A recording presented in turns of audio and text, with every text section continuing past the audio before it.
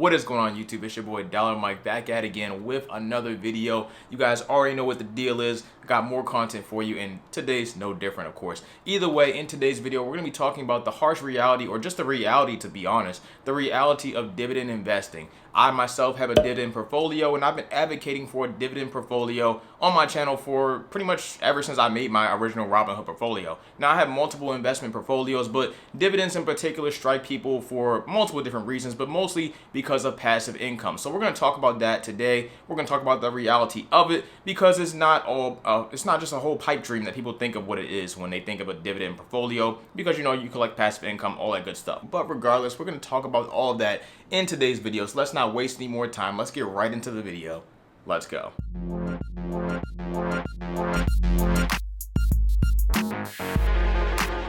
Quick note, if you see me sweating this video, it's because this room is super hot and it's no reason for me to turn the air on for one single room. So once I get a fan, all of that'll be fixed. I moved into this new place, and if you want to see all that kind of stuff, I have a vlog channel as well. Link will be up there. Either way, let's talk about these dividends. So first off, we should start with what exactly is a dividend. So dividends are an extra income payment made to shareholders of a company. They are often paid to you or myself on a monthly or quarterly basis. Some dividends pay you every single month. Some dividends pay you every single quarter. It's as simple as that. Now, this extra income is coming from these companies that make so much money. So let's say, for instance, Apple, a huge corporation, they're making a lot of money. They sell, 20 billion more iPhones this year. So of course they have 20 billion extra dollars that they didn't have last year. Pretty much extra income they don't really need reinvested back into Apple stock or reinvested back into Apple as a company to make them more money in the future. They feel as though they don't have any extra things they could do with the money, so they might pay us out, shareholders of the company, shareholders of Apple stock, they might pay us out in the form of a dividend or increase their dividend every single quarter to cover that extra amount of money that they have, because they don't want it to go to waste. It can either go back into the company to be reinvested to make them better products,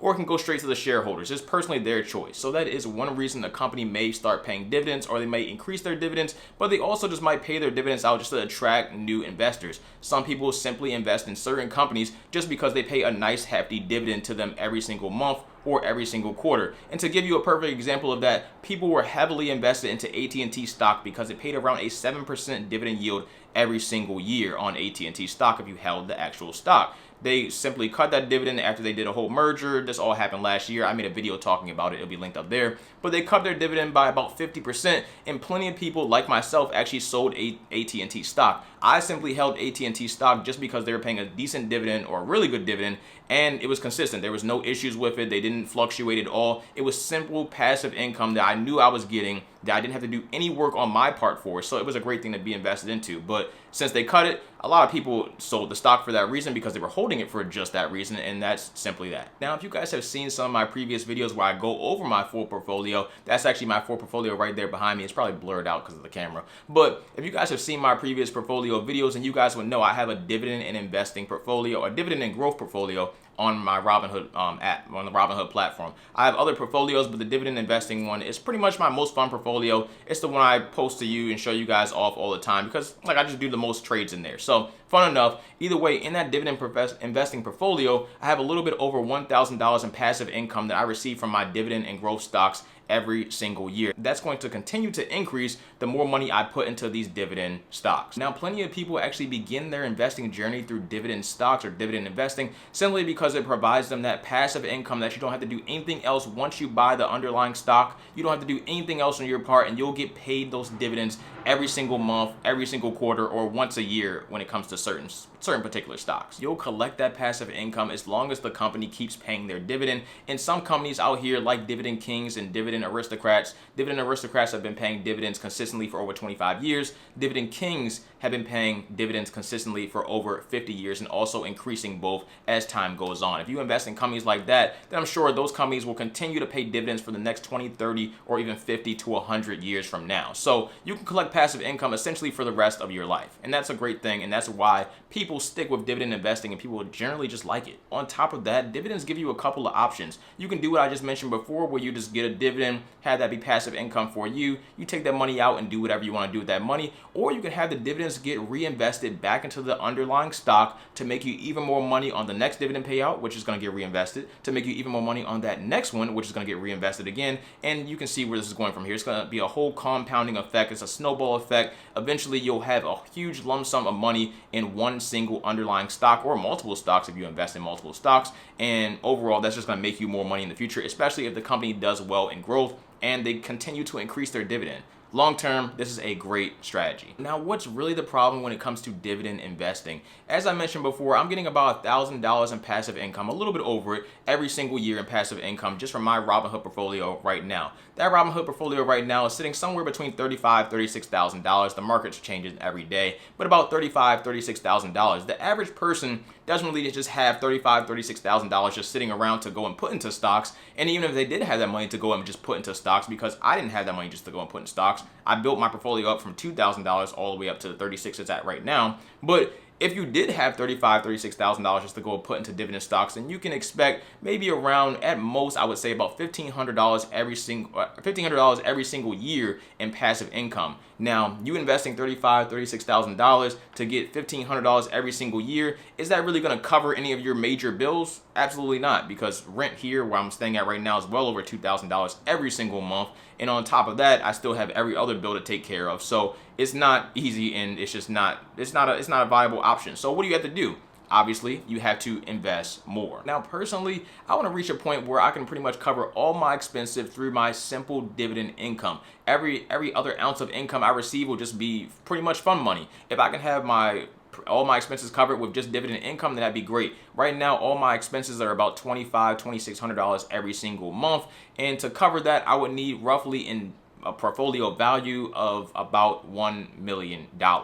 Now, that's way far off from my $36,000 that I currently have invested in my Robinhood portfolio right now. And this is exactly where the problem lies. I think people just don't understand when it comes to dividend investing in the beginning that you need so much money invested to actually make so much money in passive income, and you realize, oh, wow, I need $1 million invested just to make about $3,000 every single month. That's crazy. I'm going to stop. I'm not going to do it anymore. People quit. They do whatever. Now, you can reach that point naturally by just simply investing over time, or you can reach that point by simply putting in $1 million all at once and then getting to that point instantly. But like I said, if you don't have $36,000 to go and invest, why would you have $1 million just laying around? I don't really know who has $1 million, but if you do, if you want to share with the Dollar Mike gang, that'd be all great. As I mentioned before, your portfolio can grow over time, but that might take you 45, 50 years, and you might want to reach that financial freedom state 10 years or 5 years from now. So that's not an option for you. You have a couple of options here. You could either go ahead and drop that one lump sum of $1 million. You can go ahead and increase your overall investment rate. So you can invest, instead of investing $200 a month, maybe you want to invest $2,000 a month or whatever and just get there faster. Or you can just let your money do your thing, let investing do its thing, and just weigh it out. Consistently invest over time and just let all that compounding on the dividends keep growing for 40, 50, maybe even 60 years, depending on what you're actually invested in. On top of the stock price going up with the stock that you actually purchase as well. You can do either of these three options, and obviously the easiest option for most people is to do the compounding thing, simply because most people don't have that amount of money to invest. Is simply put, that's just not how it is. Whichever option works best for you, go ahead and take advantage of that particular option. But I just want to pretty much bring light to it, bring clarity toward if you're just starting out investing and you don't know this type of information, then it is something you need to know. It's something you need to think about, because this might not be the strategy you want to go down. You might want to make money really fast. Now, you can do that in the stock market. It's a lot more risk involved with that, maybe depending on what you're doing, like options and stuff like that. But obviously, you would have to just go down that route to make more money fast that way, versus going down the dividend route, which is typically a slow route unless you have a lot of money or a lot of capital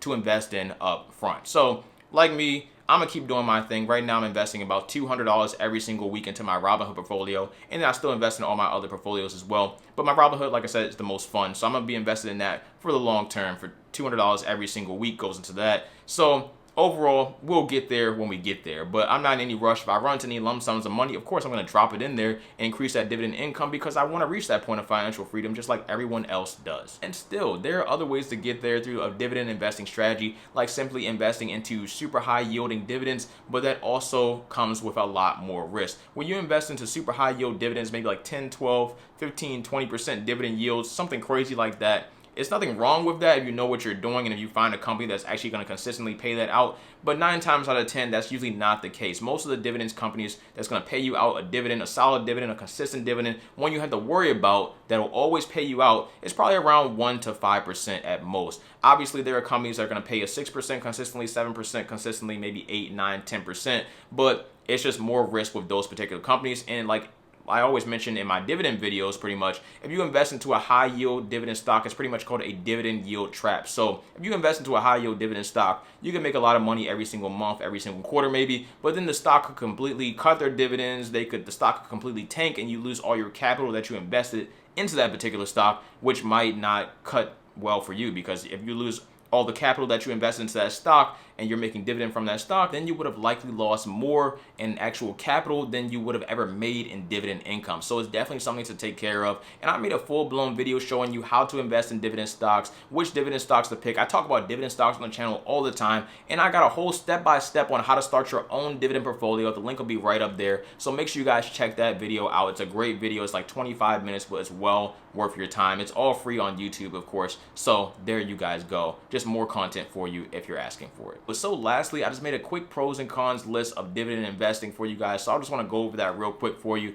and then we'll just close this video on out. So let's start with the pros. The first pro, of course, you're still getting that passive income. Yes, dividends provide you with simple passive income. Once you buy that stock, you don't have to worry about anything else, pretty much, period. As long as you're invested into a good company, you're good to go. They'll pay you on a monthly basis, a quarterly basis, or maybe once every single year. So passive income is a go, and you'll simply get more with the more money you have invested in that particular stock. Pro number 2 goes in hand with number 1, and that is consistent income from great companies. So like I said before, you want to make sure you're invested into great companies. I talk about this on the channel all the time, but just to name a couple, I would say Apple, Microsoft, Lowe's, Home Depot, Procter & Gamble. AT&T was still a solid dividend payer. I think they still do pay a solid dividend. It's around 3% now instead of about 6-7%, I believe, and other companies. But I mentioned tons of different companies on the channel, so definitely check out the whole channel. I've talked about dividend videos. I made a lot of dividend videos, so check it out. Make sure you're invested in great companies that's going to pay you consistently, and you'll be all good to go when it comes to your dividend income. And if you have that reinvesting turned on, then you can get that reinvested back into the stock to make you even more money the next time, or you can have it turned off if you already got some good money coming in, and you can have that be your passive income. Grabbing a little piece out of number 2, and that is number 3 when I talked about reinvesting, that'll be that compounding. So when you go ahead and compound, those dividends are gonna get reinvested back into the underlying stock to make you even more money on the next dividend payout. On top of that, you're consistently buying a great company. So yeah, if you're consistently buying a great company like Apple that continues to make money at ridiculous rates, and people continue to buy all their products. I have like 2 of them in frame right here, and I have more that I have another one sitting right here and another one in the other room. I have a lot of Apple products. So if you're continuously buying continuously buying a company that's going to make great products and have great customer service and have great sales, there's no reason why they would ever stop or cut their dividend unless something happened like a pandemic. But, you know, other than that, you'll be all good to go there. And the final pro that I got for this video, pro number 4, and that is dividends are a hedge against inflation. So if you guys don't know, inflation is pretty much at an all-time, not all-time highs, but it's at highs of about 8.5%, which is, it hasn't been this high in, I think, about 40 years, I believe, or maybe longer than that. I'm not entirely sure, so don't quote me on that. I don't know what this, I was trying to figure out what this line is. It's the camera, I'm so... whatever. Either way, it's a hedge against inflation. So hedge against inflation, that means you're making extra income that you normally wouldn't make, because if you're not invested into dividend stocks, you're not making any extra income. So pretty much extra income that you normally wouldn't make, and that's your hedge against inflation, because inflation pretty much everything that you buy, the prices are going up of everything, every single thing that you can buy. You can look outside and see that right now. Gas is still at ridiculous prices.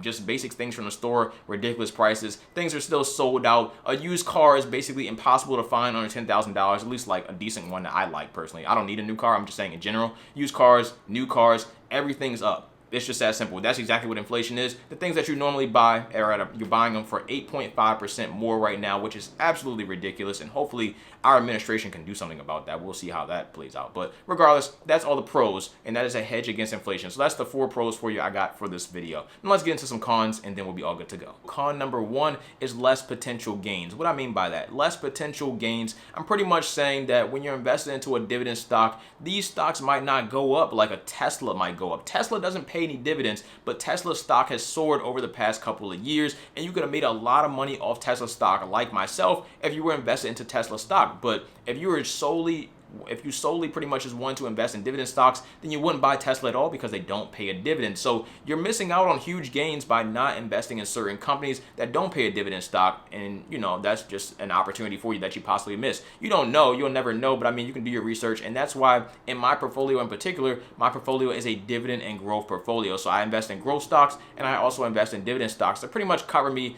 in both bases. And I'm young, so I can just, I can take a little bit more risk than somebody that might be 60 or 50 or 60 years old, where they might want to take less risk with their portfolio. Either way, that's what I plan to do, and that's what I've been doing for the past couple years. Con number 2, I mentioned it multiple times in today's video, and that's pretty much it takes a lot of capital to reach true financial freedom, depending on what you think financial freedom is. If you only need $1,000 a year, which is about $80 a month, if you only need that much to reach financial freedom, I don't know where you're living at, but if you only need that much, then you're all good. You can invest about $36,000, or actually less than that, and definitely have your financial freedom. But for me personally, financial freedom to me is just having all my expenses paid for, and right now my expenses are about, like I said, $2,600 every single month. So I would need roughly $1 million invested around that point, somewhere around there, give or take, $1 million invested to reach that point, to have that financial freedom. And you need a lot of capital for that. I don't have $1 million just laying around to invest into the stock market. And if I did, I probably wouldn't. I might do real estate or something like that, but that's just besides the point. The point is, you need the money. Con number 3 is those dividend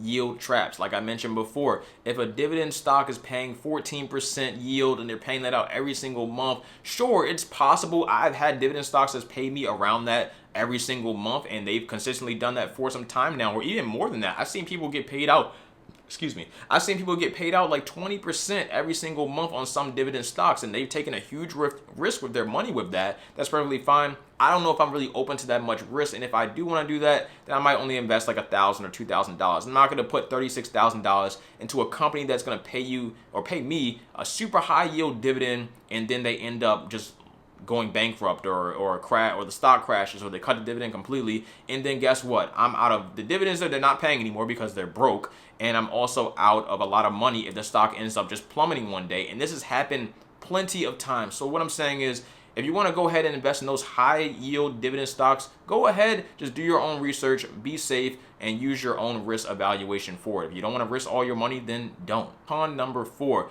you still have to pay taxes. Yes, you still have to pay taxes on all that dividend income you receive, whether that's getting reinvested into the stock or whether that's just getting paid out to you in the form of a payment or whatever, a dividend payment every single month. That's completely up to you. That's personally up to you, but you still have to pay taxes regardless of what you do. When you go ahead and buy a stock, where like Tesla or something, I go ahead and buy Tesla stock and I bought it 5 years ago and I hold it for another 20 years, I don't have to pay any taxes on that Tesla stock until I actually sell Tesla stock, and I'm only paying taxes on the gains that I made from that stock. With dividends, if Tesla paid a dividend, they don't, but if Tesla did pay a dividend and they pay that dividend consistently for 40 years or whatever, I'm consistently paying taxes on all that dividend income I receive from Tesla stock every single year when it comes to tax season. So just letting you guys know, if you don't know, talk to your tax professional about that. I am not a certified tax advisor, so definitely do your own thing. I'm not a certified personal financial advisor either, so definitely reach out to somebody for that. I'm just here to give you my 2 cents, my suggestions, and all that kind of good stuff.